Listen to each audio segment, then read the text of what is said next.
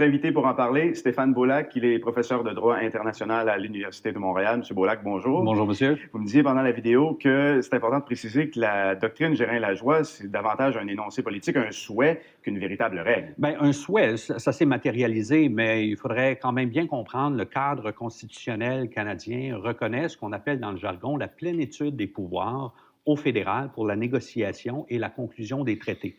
Dans notre système hérité de Grande-Bretagne, la conclusion d'un traité est une de deux étapes. La deuxième étape, c'est la mise en œuvre législative des obligations internationales. Or, à cette deuxième étape, le principe fédéraliste est respecté parce que les matières du fédéral et des provinces devront être suivies dans la mise en œuvre législative. Mais pour revenir à l'étape première, la négociation et surtout la conclusion, ce qu'on appelle fréquemment une ratification d'une entente internationale, ça relève exclusivement du pouvoir fédéral et pour être précis, de l'exécutif, c'est-à-dire le gouvernement fédéral négocie et ratifie un traité international. Mais il y a certains cas où, dans certaines compétences qui relèvent exclusivement des provinces, où ce sont aussi les parlements provinciaux qui doivent mettre en œuvre, pas les ratifier, mais les mettre en œuvre. Donc, ça donne un rôle concret et c'est là que parfois on parle de déficit démocratique s'agissant de la représentation au sein des délégations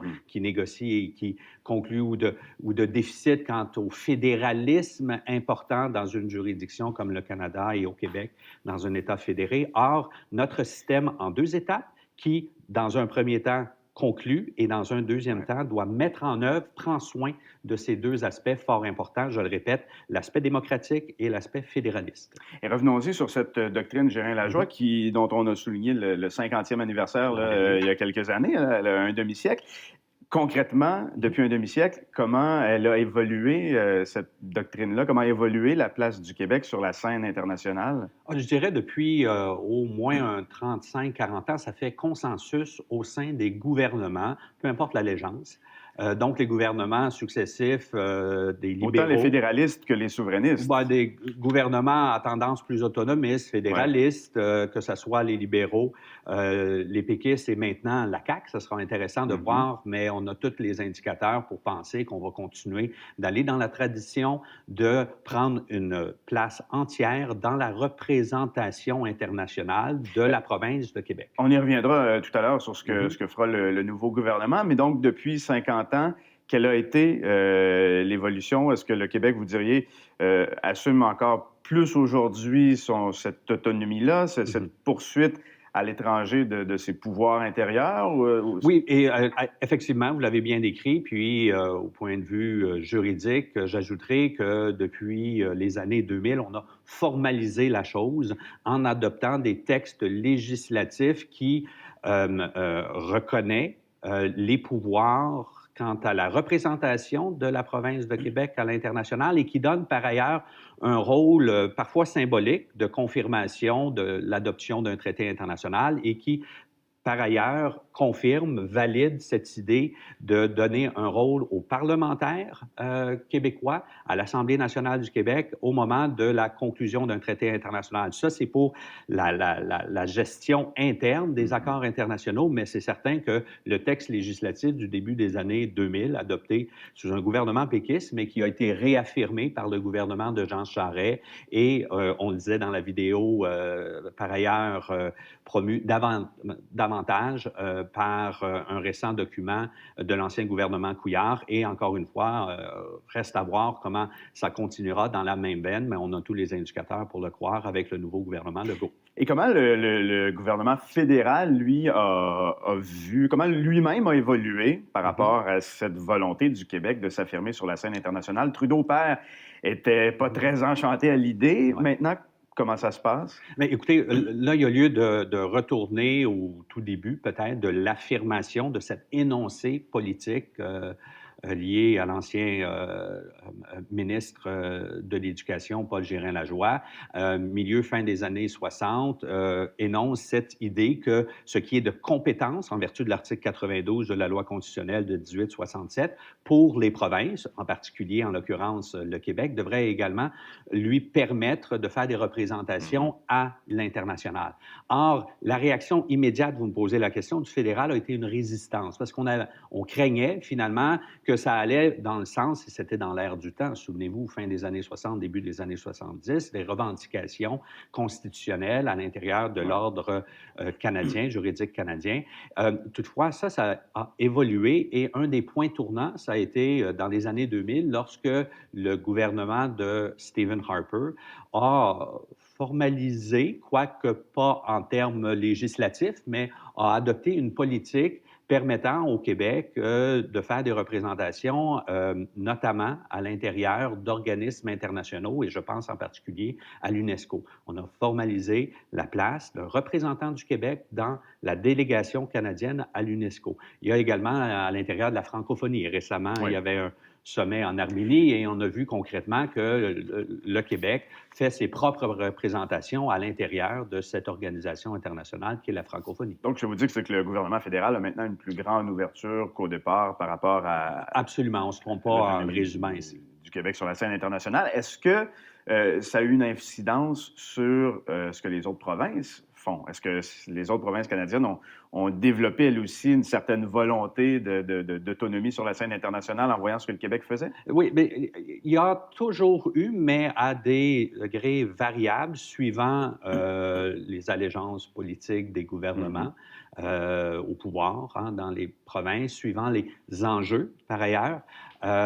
Régulièrement, quand il y a des négociations à l'international concernant des industries qui sont propres à une région canadienne, pensons aux hydrocarbures dans l'Ouest canadien, pensons aux pêcheries dans les maritimes, bien, il y a une volonté supérieure, pour des raisons évidentes, d'avoir son mot à dire, formellement ou informellement. Souvent, ça se fait davantage de façon informelle, mais cette idée que les pouvoirs reconnus aux provinces, en vertu de la Constitution canadienne, font l'objet d'une négociation par le fédéral, mais ça amène naturellement à souhaiter avoir son mot à dire, son influence sur la façon que c'est négocié et ultimement sur l'accord qui sort d'une telle négociation. Vous évoquiez tout à l'heure l'élection d'un nouveau gouvernement à Québec. C'est la première fois depuis la doctrine Gérin-Lajoie que ce ne sont pas les libéraux ou les péquistes qui sont au pouvoir. À quoi on peut s'attendre en ce qui concerne la place du Québec sur la scène internationale avec le gouvernement de François Legault? Mais écoutez, c'est somme toute un peu spéculatif au moment où on se parle parce que le Conseil des ministres n'est pas encore formé. Mais je l'insinuais un peu plus tôt, on a toutes les raisons de penser que cette position, traditionnellement, parce que quand ça fait plus de 40 ans, on peut parler de tradition qui fait l'objet de la promotion du gouvernement en place, continuera sous la gouverne de M. François Legault. Mais M. Legault est un ancien souverainiste, il est assez autonomiste, on peut penser qu'il va peut-être même accentuer... Oui, pousser le bouchon un peu plus loin, peut-être. Reste à voir. Qu'est-ce qui est certain, c'est que dans une large mesure, moi, je suis d'avis, d'accord avec ceux et celles qui soulignent qu'il y a déjà une très grande autonomie qui est assumée par la province de Québec à l'international. Aller plus loin que ça serait de formaliser, peut-être dans des textes législatifs, une place pour des représentants québécois dans des organisations internationales. Ça serait peut-être de revendiquer des modifications constitutionnelles pour permettre la conclusion et négociations et conclusions d'entente internationale, mais bon, on n'est pas encore là, puis ça serait certain que s'il y avait de telles revendications, il y aurait peut-être, avec l'actuel gouvernement en place à Ottawa, une résistance d'aller dans ce sens-là. On parlait tout récemment du sommet de la francophonie qui s'est tenu en Arménie. M. Legault, à peine élu, a tenu à y aller. Il a même multiplié les rencontres. Est-ce qu'il faut y voir là un signe d'intérêt certain? Oui, parce que bien que l'agenda électoral faisait en sorte qu'il était un peu coincé, si je puis dire, mais il ne voulait quand même pas manquer cette occasion pour justement continuer dans la tradition de faire pleine représentation de la province de Québec à l'international. Et il y a aussi, au point de vue politique, une belle occasion de réseautage, n'est-ce pas, à l'intérieur d'un regroupement que la province de Québec a toujours vraiment utilisé pour faire que ce soit au point de vue culturel, mais plus largement que ça, pour établir des liens qui peut-être auront des conséquences positives au point de vue économique. Alors, le Québec a un siège à la francophonie, un siège à l'UNESCO, il a une représentation à l'UNESCO. À l'intérieur de la délégation canadienne. Il n'y a pas un vote séparé, ça c'est important. Il a des représentations, pas diplomatiques forcément, mais presque dans la forme, dans une bonne dizaine de pays, des missions. Oui. Dans quel domaine le Québec est très actif en ce moment et surtout, en fait, dans quel domaine le Québec va être appelé à être actif dans les prochaines années? Quels sont les prochains enjeux qui vont intéresser le Québec sur la scène internationale, en fait?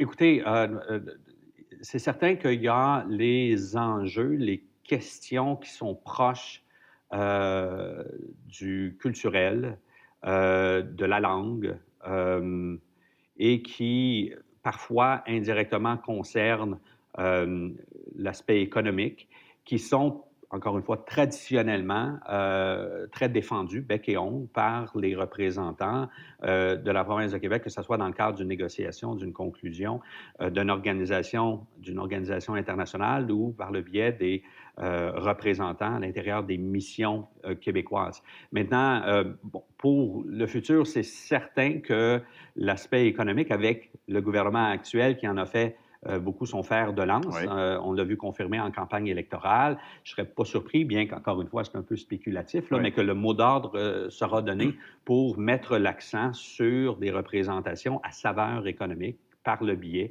de ces missions du Québec à l'international. Mais d'ailleurs, ces représentations-là à l'étranger sont déjà très axées sur les relations commerciales, un peu l'immigration aussi, mais il y a un autre facteur, évidemment, qui est indéniable, c'est, on l'a abordé, la culture, la langue française, la place du Québec à l'étranger, sur la scène internationale, est quand même très attachée un peu au mandat de l'Organisation internationale de la francophonie. Ça se ressemble, c'est les mêmes objectifs. Oui. À ça, on pourrait ajouter par ailleurs l'éducation supérieure. Ah oui? La reconnaissance, ça concerne la main-d'œuvre, la reconnaissance de compétences et de diplômes étrangers.